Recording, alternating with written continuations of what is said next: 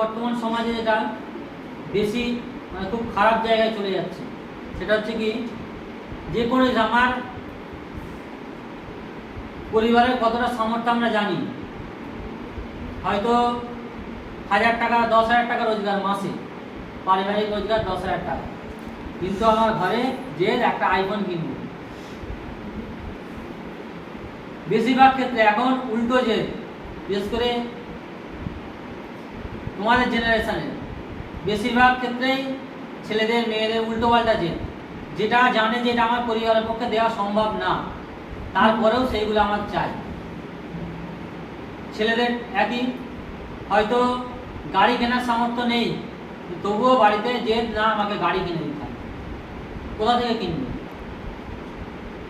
এটা iPhone, suppose ধরে কারো মনে হলো যে আমার একটা আইফোন দরকার, তাহলে আইফোন একটা খুব কম হলেও মোটামুটি 50 থেকে 60,000 টাকা খরচ দরকার।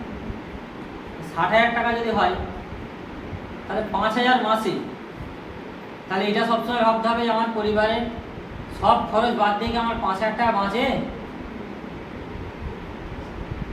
যে এমন কিছু ধরতে হবে বা এমন কিছু চাইতে হবে যেগুলো আমাদের বাবা বা মা তাদের পক্ষে করা সম্ভব। যেগুলো সম্ভব না সেগুলো যদি চাই, এই যেটা বললাম ডাক্তারি, হয়তো ডাক্তারিতে দেখা যাচ্ছে 1 কোটি টাকা খরচ, যে আমার ফ্যামিলির পক্ষে সম্ভবই না, কিন্তু আমার জোর না আমাকে ডাক্তারি পড়াতেই হবে। যদি এরকম বলি সম্ভব, শেষমেশ যেতে পড়ে হয়তো লোন নিয়ে নেবে একটা, কিন্তু লোন নিয়ে যখন লোনটা দিতে পারবে না তখন কি হবে? বেঁচে থাকবে, মরে যাওয়ার মতো বেঁচে থাকবে।